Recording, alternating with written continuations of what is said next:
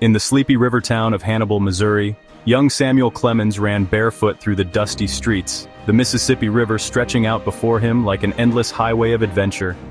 The year was 1840, and Hannibal was no ordinary town. It was a frontier of possibilities, filled with gamblers, traders, and steamboat captains who carried stories from faraway lands. To most adults, the town was a rough, working-class settlement, but to young Sam, it was a wonderland. The riverboats' horns sang their deep calls across the water, blacksmiths pounded iron into horseshoes, filling the air with the smell of burning metal. Fishermen mended nets, their stories rich with exaggeration, and in the saloons, rough men told wild tales, swapping coins over whiskey. Sam, always curious, soaked in every detail, every accent, every story.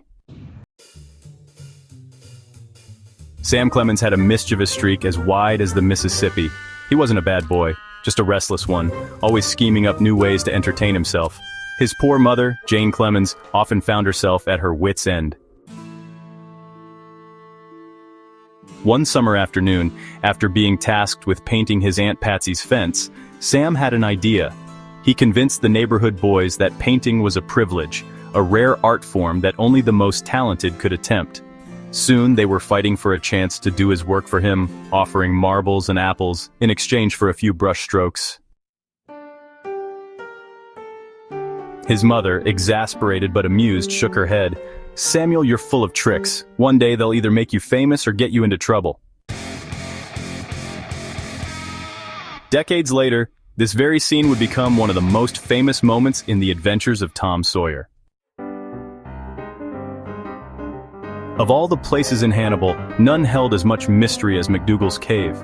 The entrance yawned like the mouth of a great beast, and the tunnels twisted into darkness like an underground maze. Parents warned their children to stay away, but Sam and his friends couldn't resist. One evening, armed with candles, Sam, his friend Will Bowen, and a few other boys crept into the cave.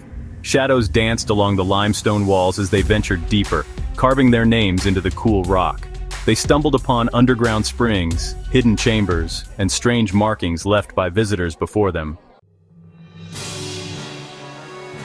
Then, the candlelight flickered. A gust of wind blew through the tunnels. The boys turned to leave, but the way out wasn't where they thought it was. Panic set in. The walls seemed to shift, the darkness pressing closer. Just when fear was about to take hold, Sam noticed a faint whisper of fresh air. He followed it, guiding his friends toward a small opening they had missed. They tumbled out, gasping for breath, their hands streaked with dirt. The excitement of the cave stayed with him. Years later, this adventure would inspire the eerie and thrilling scenes of Tom Sawyer's final confrontation with Injun Joe. Sam's childhood wasn't without danger. At age 9, he nearly drowned in the Mississippi. A local slave boy saw the trouble and saved him. As he grew older, his views on race and slavery would evolve, shaped by experiences like this. Not all of Sam's childhood memories were filled with laughter. When he was 12, his father, John Clemens, passed away suddenly. The once lighthearted boy was forced to grow up fast. With his family struggling to make ends meet, Sam had to leave school and work as an apprentice at the Hannibal Journal, a local newspaper owned by his brother Orion. It was hard work, long hours of setting type, running errands, and delivering papers. But there was one perk.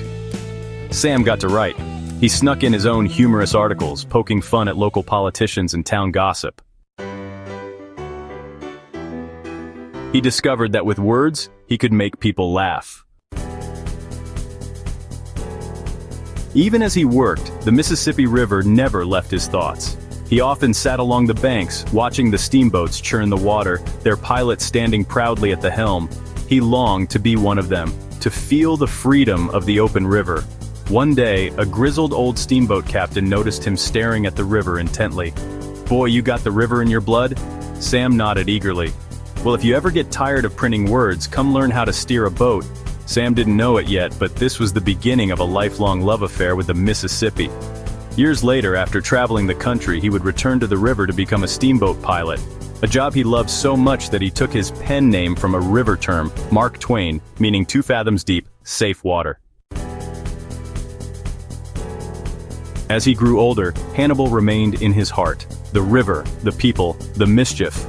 All of it became the foundation of his greatest works. Years later, as the world came to know the adventures of Tom Sawyer and adventures of Huckleberry Finn, people would ask Twain, "Mr. Twain, where did you get your stories?" I didn't have to make them up. I just remembered my childhood. And so, from the dusty streets of Hannibal to the mighty Mississippi, a mischievous barefoot boy became America's greatest storyteller. If you liked this video, please like, subscribe, and check back for more interesting history topics.